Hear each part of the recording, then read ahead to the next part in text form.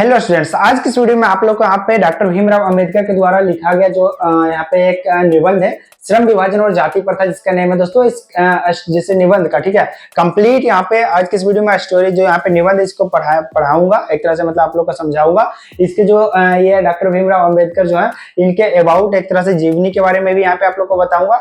ये हमारा class 10th का अध्याय 1 का चैप्टर होने वाला है दोस्तों। एक ही वीडियो में, जैसे ये एक वन शॉट वीडियो होगा, एक ही वीडियो में आप लोग को यहाँ पे सिर्फ स्टोरी और अबाउट नहीं पढ़ाया जाएगा। यहाँ पे देखिए अबाउट, यहाँ पे उसके बदले यहाँ पे साथ ही साथ आप लोग को यहाँ पे जो अबाउट से जितने भी क्वेश्चंस बन सकते हैं, जैसे जो इनका जन्म कब हुआ था, डॉक्टर भीमराव अम्बेडकर का, इनका मृत्यु कब हुआ था, ये सारे जितने भी ऑब्जेक्टिव क्वेश्चंस बन सकते हैं उन सभी के साथ ही साथ प्रैक्टिस किया जाएगा। उसके बाद फिर हम लोग यहाँ पे स्टोरी, ये जो निबंध है इसको स्टार्ट करेंगे, फिर हम लोग यहाँ पे निबंध पढ़ना शुरू करेंगे। आप लोगों को मैं एक एक करके यहाँ पे सारा कुछ यहाँ पे वन बाय वन बताऊंगा, यहाँ पे हाईलाइट करते जाऊंगा कि क्या इंपॉर्टेंट है। उसके बाद यहाँ पे देखिए जो हमारा यहाँ पे निबंध जो है ये एंड हो जाएगा, ठीक है। तो हम लोग यहाँ पे फिर इसका ऑब्जेक्टिव क्वेश्चंस भी यहाँ पे जो एमसीक्यू क्वेश्चंस है उसे भी सॉल्व करने वाले वीडियो में, साथ ही साथ सारा कुछ होता जाएगा। जिससे क्या बेनिफिट मिलेगा, जब आप लोग यहाँ पे ये निबंध को पढ़ेंगे तो यहाँ पे निबंध तो आप लोग को एक तरह से याद होगा, ठीक है। मतलब अगर आपका एग्जाम में कोई क्वेश्चन आता है तो आप उसे इजीली लिख सकते हैं, वहां पे सॉल्व कर सकते हैं। उसके साथ यहाँ पे जितने एमसीक्यू क्वेश्चंस वगैरह आते हैं उसको भी एक ही वीडियो में आप लोग यहाँ पे कंप्लीट करते जाइएगा, और ये काफी बेस्ट प्रैक्टिस भी हो सकता है। जैसे आप लोग साथ ही साथ पढ़ रहे हैं और साथ ही साथ जब उसके क्वेश्चंस को भी सॉल्व कर रहे हैं तो वो काफी जैसे एक तरह से अच्छा होता है आप लोग को याद करने के लिए, ठीक है। इससे स्टूडेंट्स को जल्दी याद भी होता है, ठीक है। तो आप लोग को इस वीडियो कंप्लीट देखना है, यहाँ पे वीडियो में सारा ऑब्जेक्टिव एमसीक्यू वगैरह भी पढ़ाया जाएगा।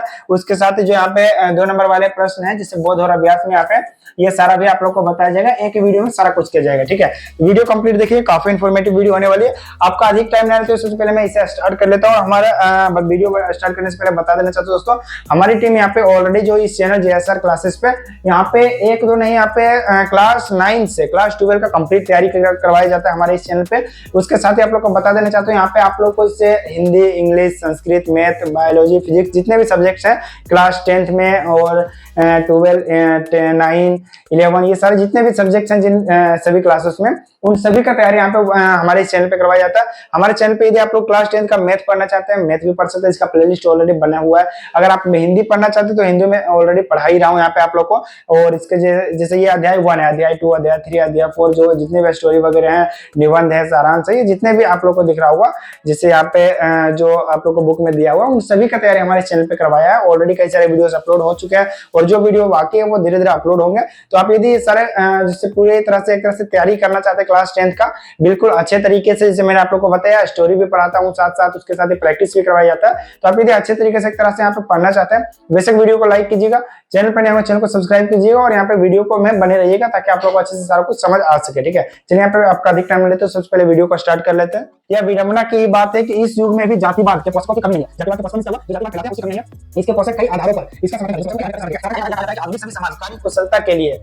तो सबसे पहले यह जो निबंध है दोस्तों, इसका नेम क्या है, हम लोग ये अगेन यहाँ पे आप लोग को बता देना चाहता हूँ, श्रम विभाजन और जाति प्रथा, ठीक है। यहाँ पे श्रम विभाजन मीन्स क्या हुआ, एक तरह से जो समाज में हमारा जो भेदभाव फैला हुआ है जिसे जाति प्रथा कहते हैं, या फिर जो ऊंच नीच होता है, जैसे बहुत सारे बड़े जाति होते हैं, छोटे जाति होते हैं, भेदभाव जो होता है, तो उसके बारे में इस कहानी में आप लोग को बताया गया। एक ये निबंध में बताया गया, ठीक है। ये कहानी नहीं, एक निबंध है, यहाँ पे उसके बारे में बताया गया, ठीक है, जो कि भीमराव अंबेडकर के द्वारा लिखा गया।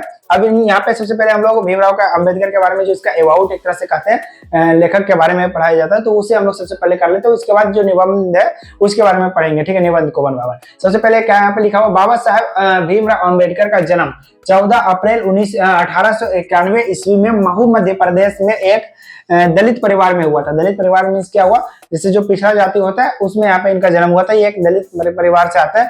आप लोग को वैसे कई बार स्कूल में ऐसा इनके बारे में तो पता ही होगा, ये कोई नीच नहीं। आप लोग यदि पढ़ रहे हैं क्लास 10th में आ चुके हैं, भीमराव अम्बेडकर के बारे में ऑलरेडी जानते होंगे, क्योंकि हर बार जैसे इसका नाम काफी बार आते रहता है, जैसे 26 जनवरी में, 15 अगस्त में। उसके साथ ही आप लोग को स्कूल में भी इनका जब जयंती होता है तो उस टाइम यहाँ पे बताया जाता है, काफी जैसे आप लोग को कॉलेज वगैरह में बताया जाता है, तो इनके बारे में तो ऑलरेडी पता ही होगा।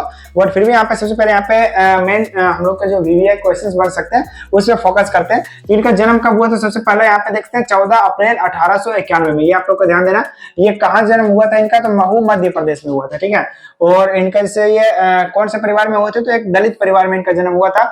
और ये मानव मुक्ति के पुरोधवाद बाबा साहब, ठीक है, अपने समय के सबसे प्रतित यहाँ पे एक तरह से जनों में से एक थे, सुप्रसिद्ध होगा, सुप्रतित यहाँ पे लिखा गया, सुप्रसिद्ध जनों में से एक थे, ठीक है। इनका प्राथमिक शिक्षा के बाद बड़ौदा नरेश कौन थे, वहां के जिससे एक तरह से राजा उस टाइम में हुआ करते थे। तो जो बड़ौदा नरेश थे उनके प्रोत्साहन पर, ठीक है, उच्चतर शिक्षा के लिए न्यूयॉर्क अमेरिका, और फिर अमेरिका से वहां जब वहां से कंप्लीट हो गया इनका शिक्षा तो फिर लंदन इंग्लैंड गए, ठीक है।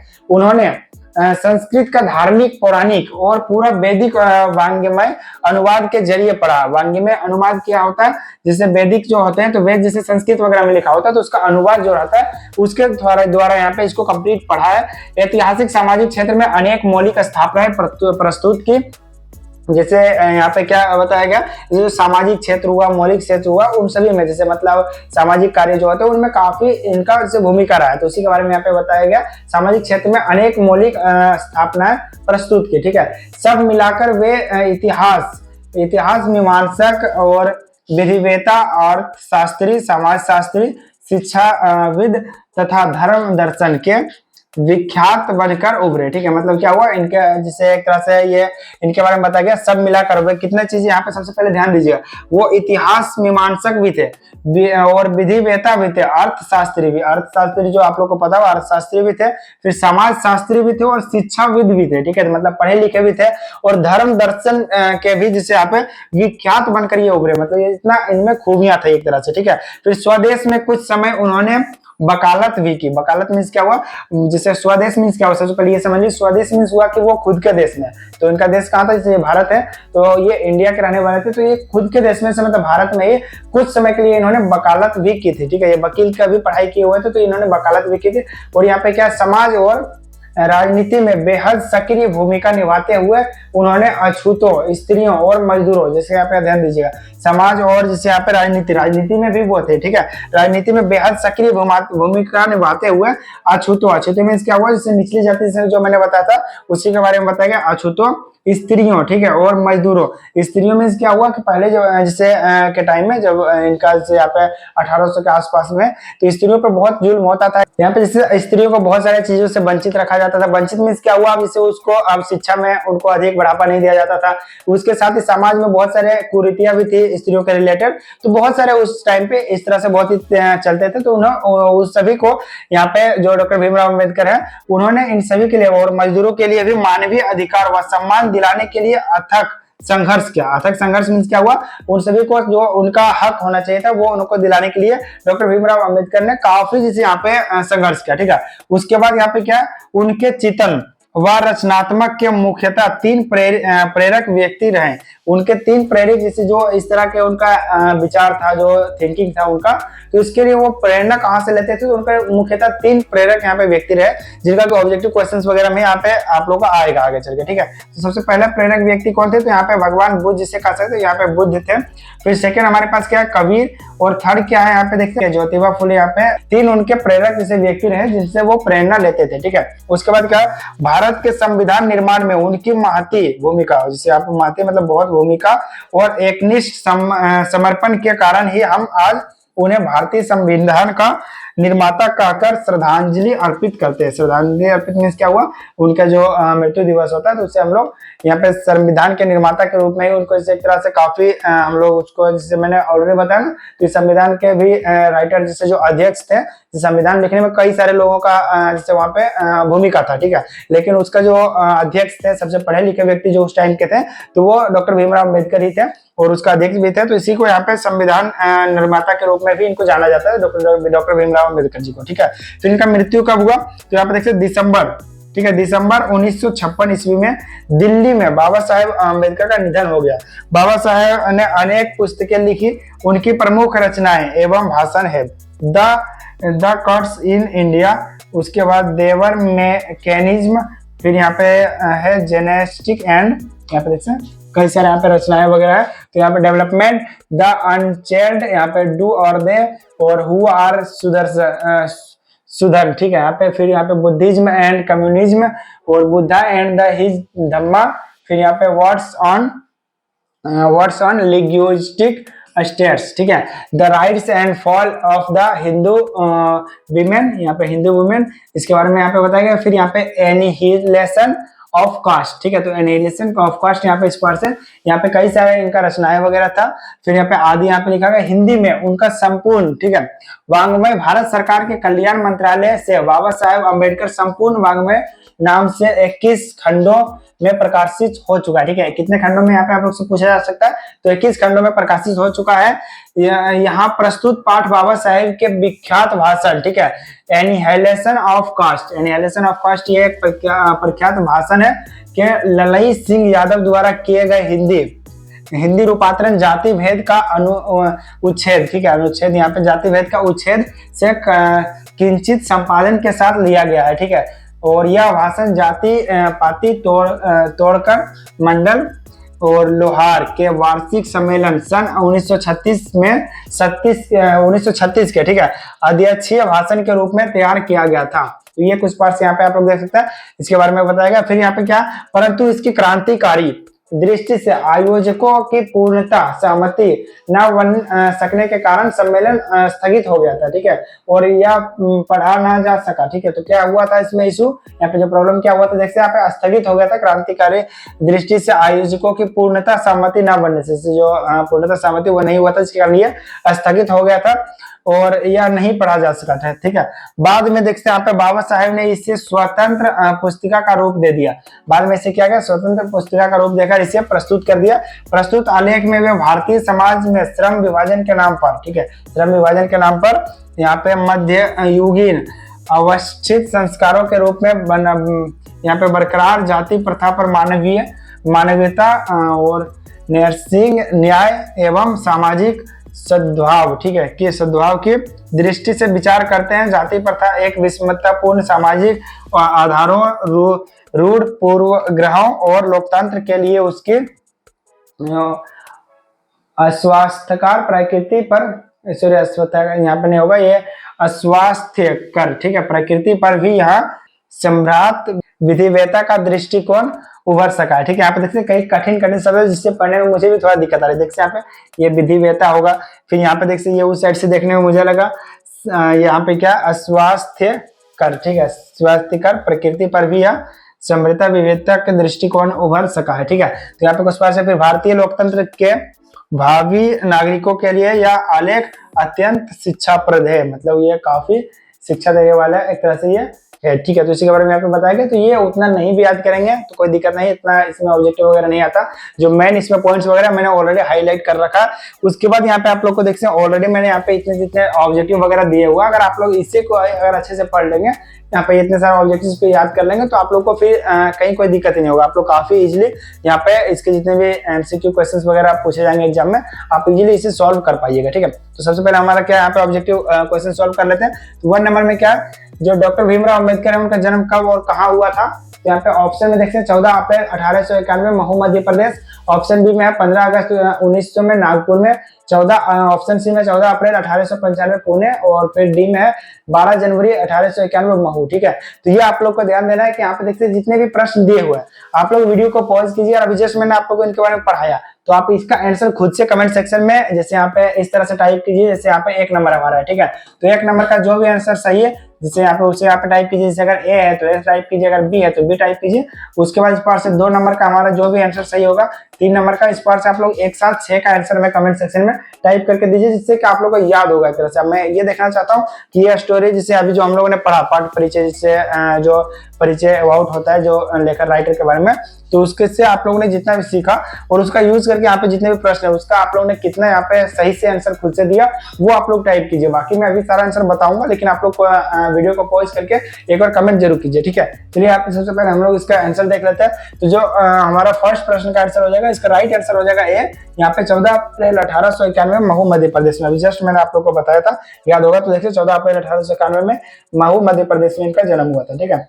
यहाँ पे फर्स्ट का आंसर हो गया। फिर बाबा साहेब भीमराव अम्बेडकर किस परिवार में जन्मे थे। तो यहाँ पे भी देखते हैं, यहाँ पे हमारे पास ऑप्शन क्या देगा, ब्राह्मण परिवार में, क्षत्रिय परिवार में, तो ब्राह्मण में नहीं था, क्षत्रिय में भी नहीं था और व्यापारी परिवार में भी नहीं था, तो ये दलित परिवार हो गया, ठीक है। इस पर से मैं आंसर भी बताते जाऊंगा, लेकिन आप लोग इसको पहले जिस तरह से मैंने बताया आप लोग खुद से कमेंट कीजिए, तो आप लोग को कौन सा आंसर राइट है वो याद हो जाएगा एक तरह से, ठीक है। बाकी मैं अभी यहाँ पे 1 बाय 1 डायरेक्टली बताते चलता हूँ आप लोग को। तो यहाँ पे सबसे पहले 3 नंबर में क्या दिया हमारे पास, अम्बेडकर को उच्च शिक्षा प्राप्त करने के लिए किसका सहयोग मिला, ठीक है। तो किसका सहयोग मिला? गांधी जी का मिला था? नहीं मिला था। ज्योतिबा फुले का नहीं, और फिर नेहरू जी का, इसका भी नहीं। तो यहाँ पे कौन है? यहाँ पे बड़ौदा नरेश, जो कि मैंने अभी जस्ट आप लोग को बताया था, याद होगा। बड़ौदा नरेश के प्रोत्साहन पे ही ये गए थे, ठीक है। बड़ौदा नरेश के प्रोत्साहन पर ही, ठीक है। इन्होंने सपोर्ट भी किया था उनको काफी वहां पे जाने के लिए। तो उस प्रकार से यहाँ पे इनको बड़ौदा नरेश का जो आंसर हो जाएगा वो राइट हो जाएगा, ठीक है। फिर 4 नंबर में, और ये जितने भी प्रश्न है सभी का आंसर मैं लास्ट में यहाँ पे ऑलरेडी दिया हूँ। अगर जैसे यहाँ पे कोई डाउट हो, जैसे देखिए यहाँ पे आप लोग यहाँ पे आंसर्स वगैरह भी देख सकते हैं, ठीक है। ये कब देखिएगा? जब मैं आप लोग को ये पीडीएफ दूंगा।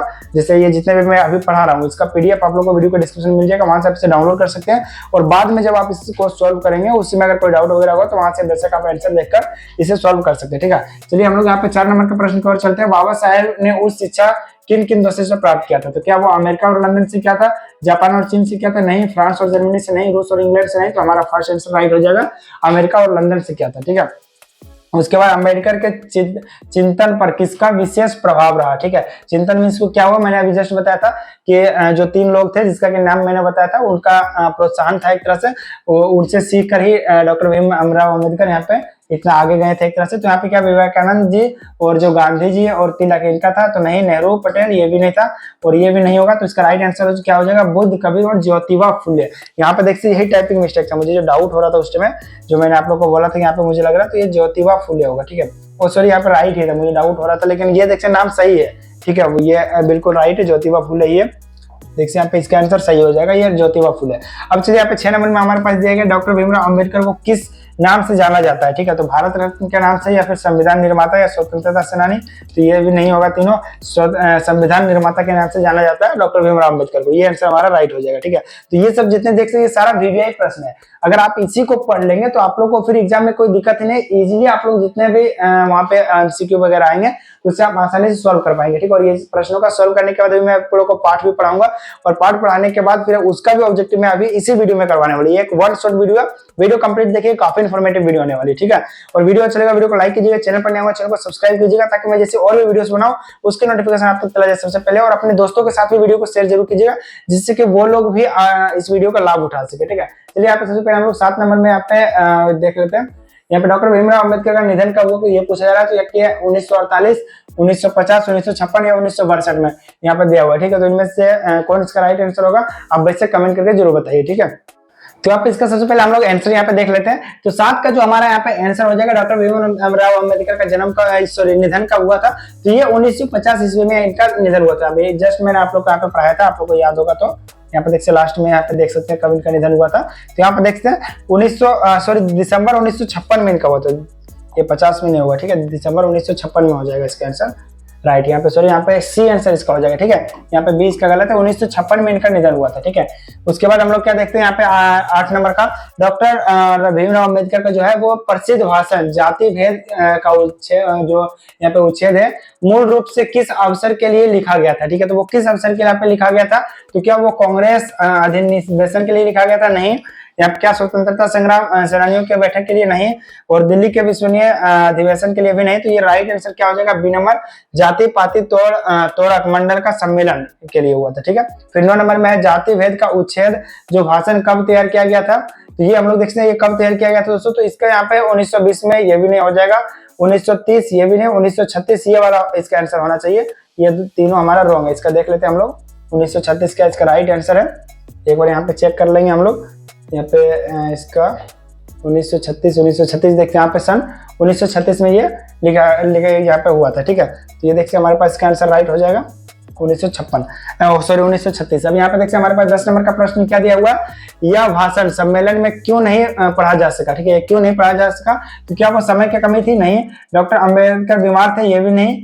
सभा स्थगित हुई थी क्या? नहीं हुई थी? ये भी नहीं। तो इसका राइट आंसर क्या हो जाएगा, जिसे मैंने अभी जस्ट बताया था, जो पूर्ण आयोजक थे उन सभी का सहमति नहीं मिलने के कारण लेट हुआ, तो वही यहाँ पे इसका आंसर हो जाएगा ये वाला, ठीक है। बाद में बाबा साहेब ने इस भाषण को किस रूप से प्रकाशित किया था? क्या वो पत्रिका के रूप में, या फिर अखबार के रूप में, या शोध ग्रंथ के रूप में? तो नहीं, यह स्वतंत्र पुस्तिका के रूप में किया था, मतलब एक तरह से स्वतंत्र इसको किया गया था, ठीक है। यहाँ पे अभी जस्ट मैंने आप लोग को बताया था, आप लोग को याद होगा। तो इसको जब प्रकाशित किया गया था, कहाँ पे है? तो ये इधर ही कहीं देखते हैं। यहाँ पे मैं थोड़ा फाइंड कर लेता हूँ।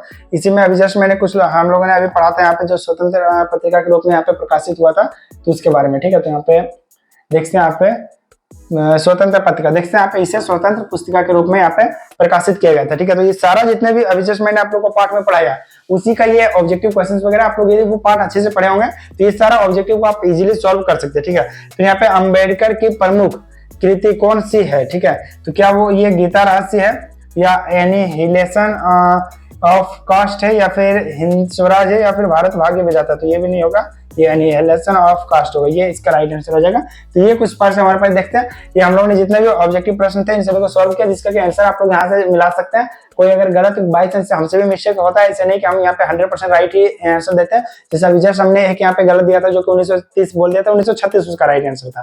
तो सॉरी ये जो डेट वाला था वो 1950 नहीं 1956 में था। ठीक है, तो उसी प्रकार से गलती हमसे भी होती है, लेकिन आप लोग यहाँ पे जो हमारा पीडीएफ दिया जाएगा इसमें राइट आंसर है, आप लोग वैसे यहाँ से मैच कर सकते हैं। अब चलिए यहाँ पे हम लोग सबसे पहले पार्ट पढ़ लेते हैं। जो निबंध है ये श्रम विभाजन और जाति प्रथा जो कि डॉक्टर भीमराव अंबेडकर के द्वारा लिखाया गया है, सॉरी यहाँ पे, तो उसे हम लोग यहाँ पे किस बार से इसको पढ़ेंगे। सबसे पहले आप लोग को पढ़ाऊंगा, उसके बाद इसके जितने भी ऑब्जेक्टिव क्वेश्चंस वगैरह होंगे उन सभी को हम लोग सॉल्व करेंगे। देखते हैं यहाँ पे ये ज्यादा बड़ा नहीं है, मात्र 3 पेज में ही ये हमारा स्टोरी है, जैसे ये जो निबंध है और इसका ऑब्जेक्टिव वगैरह ये कुछ बार से यहाँ पे रहा। चलिए हम लोग सबसे पहले इसको पढ़ लेते हैं। ठीक है, तो यह देखते हैं यह विडंबना की ही बात है। सबसे पहले यहाँ पे देखते हैं इसी से स्टोरी स्टार्ट हुआ, यहाँ पे यह निबंध है। यह विडंबना की ही बात है कि इस युग में भी जातिवाद के पोषकों की कमी नहीं है। जातिवाद के पोषकों में क्या हुआ, जो जातिवाद फैलाते हैं उसकी कमी नहीं है।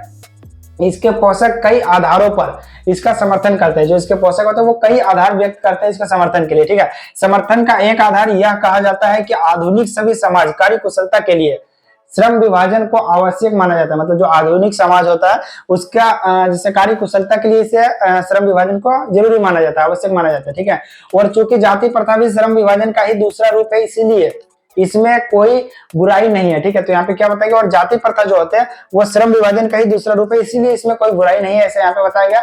इस तर्क के संबंध में पहली बात तो यह कि आपत्तिजनक है कि जाति प्रथा श्रम विभाजन के साथ साथ, ठीक है, यहाँ पे श्रमिक विभाजन का भी रूप लिए हुए है। ठीक है, मतलब ये इसमें आपत्तिजनक बात क्या है, ये श्रम विभाजन के साथ साथ जो श्रमिक विभाजन है उसका भी यहाँ पे रूप लिया हुआ, ये एक इसमें आपत्तिजनक बात है। ठीक है, यहाँ पे लेखक के द्वारा बताया गया। ठीक है, श्रम विभाजन निश्चय ही सभ्य समाज की आवश्यकता है।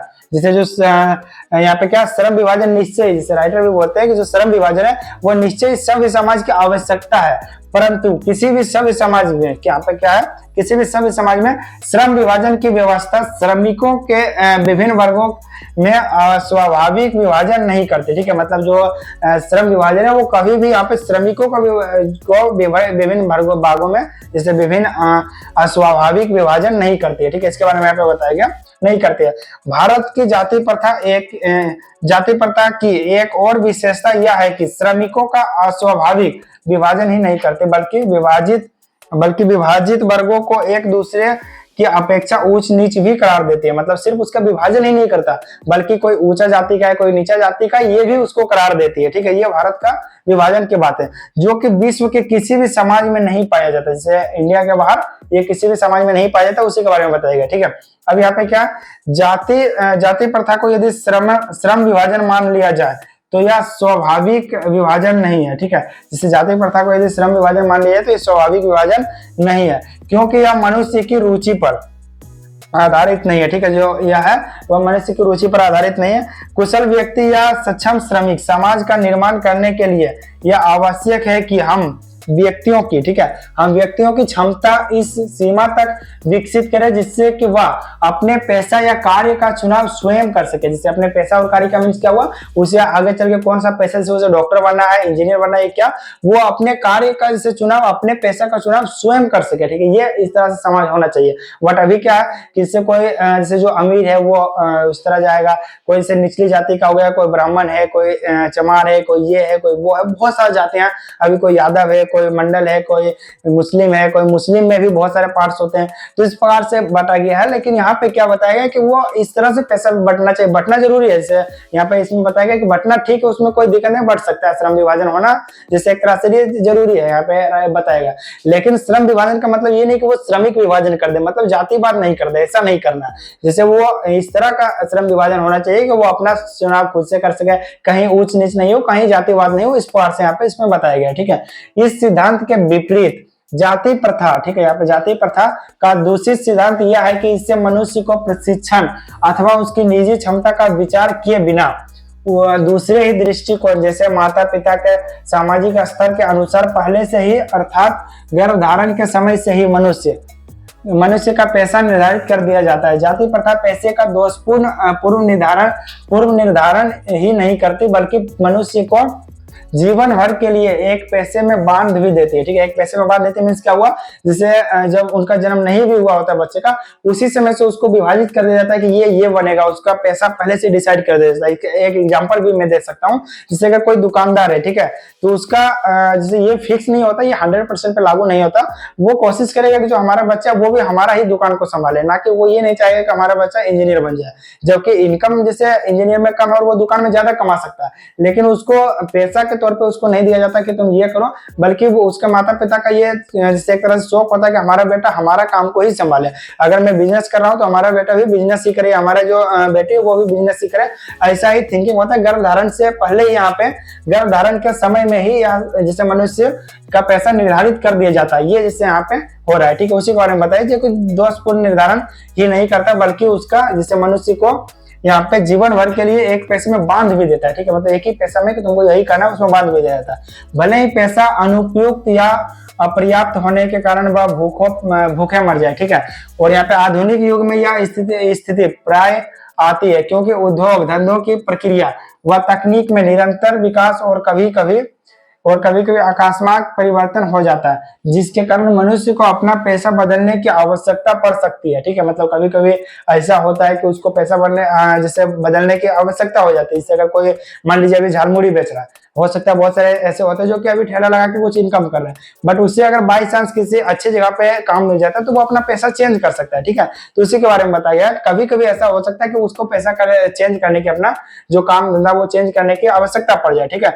यदि प्रतिकूल परिस्थितियों में भी मनुष्य को अपने पैसा बदलने की, जैसे यहाँ पे बदलने की स्वतंत्रता ना हो तो इसके लिए भूखे मरने के अलावा क्या चारा रह जाएगा, ठीक है। तो उसी के बारे में बताइए कि अगर उसको फिर भी स्वतंत्रता ना दिया जाए उसको पैसा चेंज करने की, तो उसके पास भूखे मरने के अलावा और क्या ही चारा रह जाएगा, ठीक है।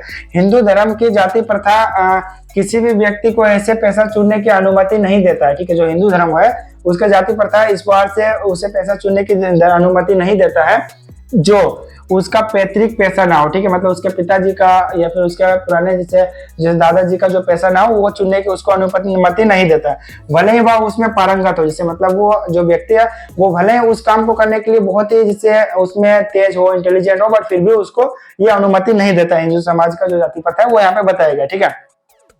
इस प्रकार पैसे का परिवर्तन की अनुमति ना देकर जाति प्रथा भारत में बेरोजगारी का एक प्रमुख व प्रत्यक्ष कारण बनी हुई है। तो ये जहां तक मुझे लगता है उस टाइम में होता होगा, अभी तो इस तरह से नहीं है वैसे, क्योंकि हम लोग भी देखते हैं अपने आस पड़ोस में वो कोई भी पैसा चुन सकता है, बट जिस टाइम पे ये स्टोरी लिखा गया, ये निबंध, उस समय ऐसा जरूर होता होगा, ये मैं भी मानता हूँ, ठीक है। उसके बाद यहाँ पे देखते हैं, इस प्रकार हम देखते हैं कि श्रम विभाजन की दृष्टि से भी जाति प्रथा गंभीर दोषों से युक्त है, ठीक है। श्रम विभाजन की दृष्टि से भी ये काफी युक्त है यहाँ पे। और जाति प्रथा का श्रम विभाजन मनुष्य की स्वेच्छा पर निर्भर नहीं करता, मनुष्य के व्यक्तिगत, ठीक है, मनुष्य की व्यक्तिगत भावना तथा व्यक्तिगत रुचि का इसमें कोई स्थान अथवा महत्व नहीं रहता, ठीक है। इस प्रकार से जैसे व्यक्तिगत उसका कोई रुचि नहीं हो या फिर कोई महत्व नहीं हो, इस प्रकार से इसमें रहता है, ठीक है। इस आधार पर हमें यह स्वीकार करना पड़ेगा कि आज के उद्योग में गरीबी और उत्पीड़न इतनी बड़ी समस्या नहीं है जितनी कि बहुत से लोग निर्धारित कार्य को, ठीक है, निर्धारित कार्य को अरुचि के साथ केवल विश्वता बस जैसे यहाँ पे करते हैं। मतलब क्या हुआ, जैसे अगर मान लीजिए आपको पढ़ाने का काम दे दिया गया और आप उसमें रुचि नहीं ले रहे हैं, आपको पढ़ाने में मन नहीं लग रहा, लेकिन सिर्फ इसलिए क्योंकि वो आपका पैसा आपको करना पड़ रहा है, तो उसी को बताया गया। जैसे यहाँ पे कोई जैसे यहाँ पे गरीबी और उत्पीड़न इतनी बड़ी समस्या नहीं है, गरीब कोई व्यक्ति है तो वो उतनी बड़ी समस्या नहीं है, लेकिन ये उससे भी बड़ी समस्या है कि बिना रुचि के कोई व्यक्ति वो काम कर रहा हो, ठीक है। अगर आपको पढ़ने में मन नहीं लगता और आपको अगर जबरदस्ती पढ़ा दिया जाए तो आप नहीं पढ़ पाएंगे। उसी प्रकार से यहाँ पे बिना रुचि के कोई भी कार्य नहीं होता, उसी के बारे में यहाँ पे बताया गया, ठीक है। ऐसी स्थिति स्वतः मनुष्य को दुर्भावना से ग्रस्त रहकर टालू काम करने को, देखिए टालू काम करने और काम करने के लिए प्रेरित करती है। ऐसी स्थिति में जहाँ काम करने वालों का ना दिल लगता ना दिमाग, कोई कुशलता कैसे प्राप्त की जा सकती है। अतः यह निर्वाध रूप से सिद्ध हो जाता है कि आर्थिक पहलू से भी जाति प्रथा हानिकारक प्रथा है, क्योंकि यह मनुष्य की स्वाभाविक प्रेरणा, रुचि व आत्मशक्ति को दबाकर उन्हें अस्वाभाविक नियमों में जकड़कर निष्क्रिय बना देती है। अब मैं समस्या के चरणात्मक पहलू को लेता हूँ। मेरे द्वारा जाति प्रथा की आलोचना सुनकर आप लोग मुझसे यह प्रश्न पूछना चाहेंगे कि यदि जातियों के विरुद्ध जैसे जातियों के विरुद्ध हूँ, जैसे मैं जातियों के विरुद्ध, ये जैसे राइटर बोल रहे हैं, जैसे जो डॉक्टर भीमराव अम्बेडकर है, कि बहुत सारे लोग ऐसे होंगे जो कि मेरे द्वारा जाति प्रथा की जो आलोचना किया गया उससे बहुत सारे लोग मुझसे ये प्रश्न पूछना चाहेंगे कि मैं जातियों के विरुद्ध हूँ, तो फिर मेरी दृष्टि में आदर्श समाज क्या है। जैसे अगर ये जातियों के विरुद्ध है तो आदर्श समाज आखिर क्या है, जिससे ये बहुत सारे लोग प्रश्न पूछना चाहेंगे, तो उसी के बारे में बताया गया। उत्तर जिससे मेरा उत्तर होगा कि जो राइटर है वो बोलते हैं, मेरा उत्तर होगा कि आदर्श समाज में स्वतंत्रता, समता और भ्रातृत्व पर आधारित होगा। ठीक है, आदर्श समाज क्या होगा, वह समाज स्वतंत्रता पे होगा, समता पे होगा और भ्रातृत्व मतलब भाईचारा पे आधारित होना चाहिए। ठीक है, इस तरह से क्या यह ठीक नहीं है, फिर राइटर पूछते हैं कि क्या यह ठीक नहीं है जो इस तरह से आदर्श समाज है, स्वतंत्रता और समता भ्रातृत्व पर आधारित है, तो क्या यह ठीक नहीं है। फिर यहाँ पे भ्रातृत्व अर्थात मतलब उसका मतलब यहाँ पे बताया गया भाईचारे में किसी को क्या आपत्ति हो सकती है। यहाँ पे बताया गया जो भाईचारा है, इसे एक दूसरे से भाईचारा बना के रखना, उसमें क्या आपत्ति हो सकती है। किसी भी आदर्श समाज में इतनी गतिशीलता होनी चाहिए जिससे कोई भी वांछित परिवर्तन समाज में एक छोर से दूसरे छोर तक संचारित हो सके। ऐसे समाज के बहुविधि हितों में, ठीक है, बहुविधि हितों में सबका भाग होना चाहिए तथा सबको उसकी रक्षा के प्रति सजग रहना चाहिए। सामाजिक जीवन में आवाज संपर्क के रूप है। ठीक है, और इसी का दूसरा नाम लोकतंत्र है। ठीक है, इसी का जो दूसरा नाम है वो लोकतंत्र है। यहाँ पे स्पष्ट बताया गया, क्योंकि लोकतंत्र केवल शासन की एक पद्धति ही नहीं, लोकतंत्र मूलतः, ठीक है, यहाँ पे सामूहिक जीवनचर्या की एक रीति तथा समाज में सम्मिलित अनुभवों के आदान प्रदान का नाम है। ठीक है, इसमें यह आवश्यक है कि अपने साथियों के प्रति श्रद्धा व सम्मान का भाव हो। ठीक है, तो ये हमारा पूरा इस तरह से यहाँ पे कहानी कंप्लीट हो चुका है। जो हम लोगों ने ये निबंध है उसे पढ़ लिया। अब इसके जो ऑब्जेक्टिव प्रश्न है वो हम लोग यहाँ पे सिंपली सॉल्व कर लेते हैं। ठीक है, तो ऑब्जेक्टिव हमारे पास क्या दिया हुआ सबसे पहले वो देख लेते हैं, उसके बाद ये हमारा निबंध इन हो जाएगा। तो ऐसे और भी पार्ट्स यदि आप पढ़ना चाहते हैं, जैसे ये तो हमारा अध्याय 1 है, अध्याय 2, अध्याय 3, इस तरह से बहुत सारे हमारे पास यहाँ पे स्टोरी है, निबंध है, इस तरह से है। तो यदि आप लोग और भी पढ़ना चाहते हैं, हमारे चैनल पर ऑलरेडी वीडियोस अवेलेबल है और बहुत सारे जो चैप्टर अभी बाकी है पढ़ाना, उस चैप्टर का वीडियो जल्दी आने वाला है। तो बेशक आप वीडियो को लाइक करके चैनल को सब्सक्राइब कीजिएगा, जिससे कि जितने भी चैप्टर्स आगे मैं पढ़ाऊंगा और सभी का नोटिफिकेशन आप तक चला जाए सबसे पहले, और आप लोग वीडियोस को देख सकें काफी, जिससे यहाँ पे सबसे पहले देख सकें। ठीक है, अब चलिए यहाँ पे हम लोग सबसे पहले ऑब्जेक्टिव प्रश्न को सॉल्व कर लेते हैं। जातिवाद के पोषक किस आधार पर इसका समर्थन करते हैं? क्या वो यह श्रम विभाजन है, या प्राचीन परंपरा है, या धार्मिक परंपरा है, या आर्थिक समानता है? तो ये तीनों नहीं होगा, इसका जो राइट आंसर हो जाएगा या श्रम विभाजन है। ठीक है, इस प्रकार से इसका समर्थन करते हैं। तो ये जितने भी प्रश्न अभी जैसे मैंने 1 नंबर का बताया, 2 नंबर, 3 नंबर, यहाँ पे देखिए 18 नंबर तक का, सबसे पहले आप वीडियो को पॉज कीजिए और इस प्रश्न का देखते हैं, या जितने दिए हुए हैं इन सभी का आंसर आप कमेंट सेक्शन में लिखिए, ताकि आप लोग को याद हो सके। बाकी मैं सभी आंसर तो अभी बताऊंगा। ठीक है, तो सबसे पहले ये काम आप कीजिए, वीडियो को पॉज कीजिए और इसको कमेंट सेक्शन में जितने भी आंसर है, अभी चूंकि आप जस्ट आप लोगों ने पार्ट पढ़ा है तो बेशक आप इसका आंसर दे पाइएगा, तो इसलिए आप बेसिक यहाँ पे सबसे पहले इसको कमेंट सेक्शन में जरूर लिखिए। ठीक है, उसके बाद मैं अभी आप लोग को इसका आंसर बताता हूँ। अब हम लोग यहाँ पे देख रहे थे 14 नंबर का जो हमारे पास प्रश्न दिया हुआ है, यहाँ पे देखते हैं आप लोग। यहाँ पे प्रश्न क्या है, जाति प्रथा को श्रम विभाजन क्यों नहीं माना जा सकता? ठीक है, तो यहाँ पे हम लोग क्या करेंगे, इसका आंसर देख लेते हैं। यहाँ पे सबसे पहले ए नंबर में, क्योंकि यह धार्मिक नहीं है, क्योंकि यह स्वाभाविक और रुचि आधारित नहीं है, या फिर क्योंकि इसमें शिक्षा की कमी है, या फिर क्योंकि इसमें धन का महत्व नहीं है। ठीक है,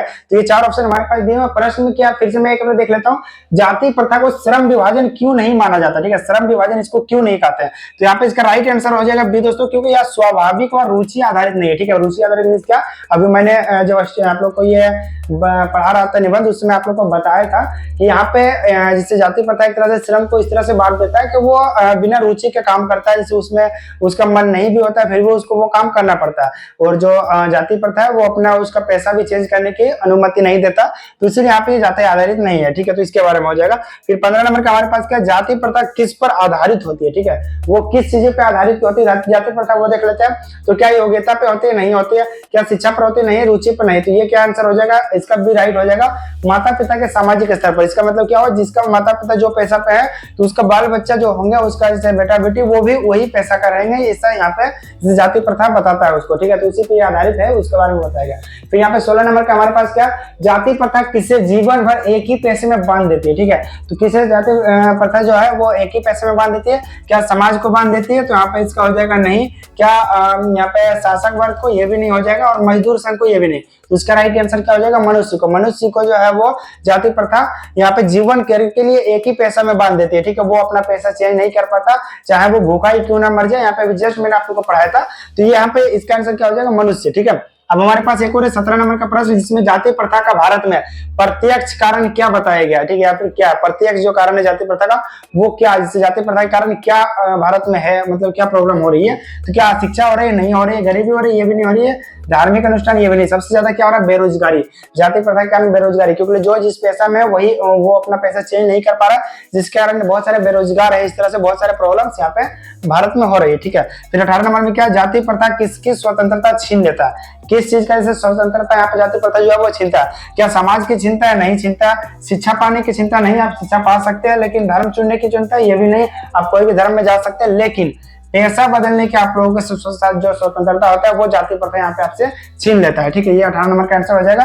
बाकी यहाँ पे जितने भी आंसर है वो आप लोग मैच कर सकते हैं। मैं ऑलरेडी लास्ट में यहाँ पे आंसर आप लोग को पता होगा, हमारे पीडीएफ में रहता है, तो वहां से आप लोग मैच कर लीजिएगा। जितने भी मैं आंसर बता रहा हूँ, आप लोग को अगर कोई डाउट वगैरह हो तो वैसे वहां से देख सकते हैं, ठीक है। और उसके साथ ये जो प्रश्न है वीडियो को पॉज करके आप कमेंट सेक्शन में इसका आंसर लिखिए, जिससे कि आप लोग को इसे याद करने में काफी ईजी हो और बेशक आप इसका यूज कर सके, ठीक है। अब चलिए यहाँ पे सबसे पहले हम लोग क्या है, 19 नंबर, अम्बेडकर के अनुसार उद्योगों में बड़ी समस्या क्या है, ठीक है। अम्बेडकर जो है उनको उसके अनुसार उद्योगों में सबसे बड़ी समस्या क्या है, गरीबी है, नहीं है, उत्पीड़न नहीं है, ये भी नहीं है, और मजदूरों की अधिक संख्या, ये भी नहीं है। मजदूरों की अधिक संख्या भी नहीं। यहाँ पे प्रॉब्लम क्या, अरुचि के साथ काम करना। जैसे हम जो उद्योग वगैरह है, तो उसमें सबसे ज्यादा प्रॉब्लम क्या, जाति प्रथा के कारण यहाँ पे। तो यहाँ पे बड़ी समस्या क्या, अरुचि, जैसे उसको रुचि नहीं है वो काम करने में, फिर भी वो काम करता जा रहा है, तो वो सबसे बड़ी समस्या हो गया, ठीक है। फिर यहाँ पे 20 नंबर में, जब काम करने वालों का ना दिल लगता है ना दिमाग, तो क्या प्रभावित होता है, जैसे क्या चीज उससे प्रभावित होता है, ठीक है। तो क्या उससे समाज प्रभावित होता है, नहीं। क्या उससे धर्म प्रभावित होता, नहीं। उससे क्या राजनीति होता, नहीं। उससे कुशलता होता है। मतलब अगर कोई जिसे किसी वो कोई बच्चा, एक तरह से मान लीजिए कोई बच्चा है जिससे कि कुशलता है, यहाँ पे वो वीडियो एडिटिंग अच्छा से जानता है, ठीक है। वो वीडियो एडिटिंग में जिससे कुशल है, यहाँ पे वो काफी इजीली यहाँ पे वीडियो एडिटिंग वगैरह करता है। तो क्या उससे अगर मैं ईंटें धोवाने का काम या फिर मजदूरी वगैरह करवाऊंगा, तो क्या वो कर पाएगा, नहीं, वो नहीं कर पाएगा, क्योंकि उसका जो एक तरह से मन लगता है वो वीडियो एडिटिंग में लगता है, ठीक है। तो वो जो लड़का है वो वीडियो एडिटिंग का काम ही अच्छे से कर पाएगा, वो दूसरा काम नहीं कर पाएगा। तो वही उससे क्या होता है, उसका जो कार्य कुशलता होता है वो प्रभावित हो जाता है। किसके कारण होता है, तो वो चूंकि अपना पैसा नहीं बदल पाता या फिर जाति प्रथा के कारण ये इशू आता है, ठीक है। फिर हमारे पास दिया गया 21 नंबर, जाति प्रथा मनुष्य की किन शक्तियों को बदल देता है, ठीक है, या किन शक्तियों को दबा देती है, मतलब उसको आगे नहीं बढ़ने देता।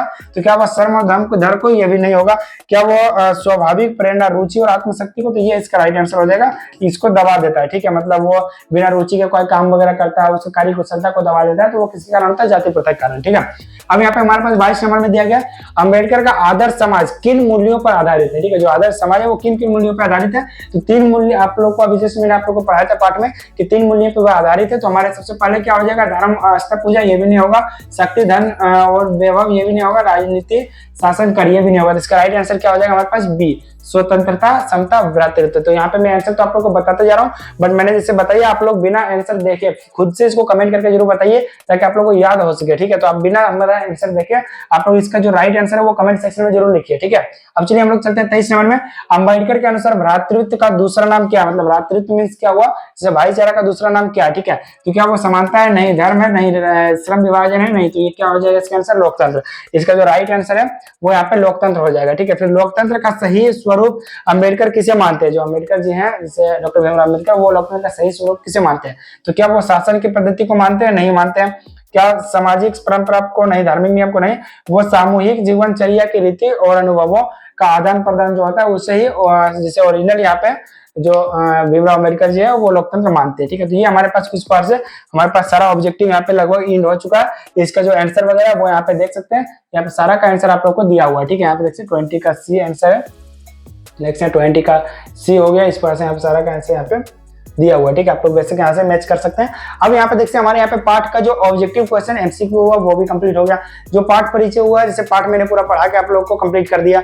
जो इसका राइटर है डॉक्टर भीमराव अम्बेडकर, उसका जो जीवनी मतलब एक तरह से अबाउट लिखा होता है उसको भी हम लोगों ने कंप्लीट किया। फिर उसका जो एमसीक्यू है वो भी कंप्लीट कर लिया। अब हमारे पास बच जाते हैं बोध और अभ्यास, ठीक है। तो आप लोग को बता दें दोस्तों, बोध और अभ्यास में ये सारे प्रश्न हम लोग को जो हमारा बुक है उसमें दिया गया, बट इसमें क्या है कि बहुत सारे इंपॉर्टेंट है, बहुत सारे इंपॉर्टेंट नहीं भी है। जिसको नहीं भी करें कोई दिक्कत नहीं, आप लोग सिंपली से उसको लिख सकते हैं, आप लोग सोल्यूशन कर सकते हैं, बट रटने की या याद करने की जरूरत नहीं है। बहुत सारे वीवीआई क्वेश्चन है जो कि मैं बताऊंगा, तो इसको बनाने में काफी टाइम लगता है एक तरह से, आप लोग को पता होगा ये, चूंकि हमारा कई सारे इसमें क्वेश्चन वगैरह आते हैं तो इसको बनाने में काफी टाइम लगता है। तो इस पे मैं एक डेडिकेटेड वीडियो बनाऊंगा, ठीक है। इस ये सारा प्रश्नों का जो आंसर है वो एक डेडिकेटेड मतलब स्टार्टिंग से फुल वीडियो रहेगा, इसमें कि ये सारा आप लोग को बताया जाएगा। तो बेशक आप हमारे उस वीडियो को देखिएगा तो ये आप लोग को समझ आएगा। बाकी इस वीडियो में मैंने आप लोग को एमसीक्यू वगैरह सारा कुछ बता दिया, तो आई होप कि आप लोग को ये सारा समझ आया होगा। और जो ये सारा वीडियो बात रहा है, ये सारा चीजें वो आप लोग को मैं किसी और वीडियो में बताऊंगा, जिसका कि लिंक इस वीडियो के डिस्क्रिप्शन में दे दूंगा, या फिर आप लोग हमारे चैनल को सब्सक्राइब कर लीजिए। जैसे ये वीडियो मैं अपलोड करूं उसका नोटिफिकेशन आप लोग के पास चला जाए सबसे पहले। और बता देना चाहता हूं, हमने ऑलरेडी जो हमारा अदर जैसे चैप्टर्स है, मैथ वगैरह है, जो अलग बुक है क्लास 10 का, अदर जो बुक्स है और जो चैप्टर्स है हिंदी में भी, तो उन सभी का वीडियो हमारे चैनल पर ऑलरेडी अपलोड होना स्टार्ट हो चुका है। कई सारे वीडियोस अपलोड हो चुके हैं और बहुत सारे वीडियो अभी अपलोड होने वाले हैं। तो आप लोग यदि हमारा वीडियो अच्छा लगता है आप लोग को तो बेशक हमें कमेंट करके बताइए, जिससे कि मुझे और भी वीडियोस बनाने का प्रोत्साहन मिले और मैं आगे ऐसे और भी वीडियोस बनाता रहूं। और वीडियो अच्छा लगा वीडियो को लाइक करके चैनल को सब्सक्राइब जरूर कीजिए। चलिए मिलते हैं नेक्स्ट वीडियो में। ऐसे और भी वीडियोस को देखने के लिए हमारे चैनल पे एक बार जरूर विजिट कीजिए, चैनल पे विजिट कीजिए, कुछ वीडियोस देखिए। अगर वीडियो अच्छा लगे तो बेशक आप हमारे चैनल के साथ जुड़ सकते हैं। चलिए मिलते हैं नेक्स्ट वीडियो में, ठीक है।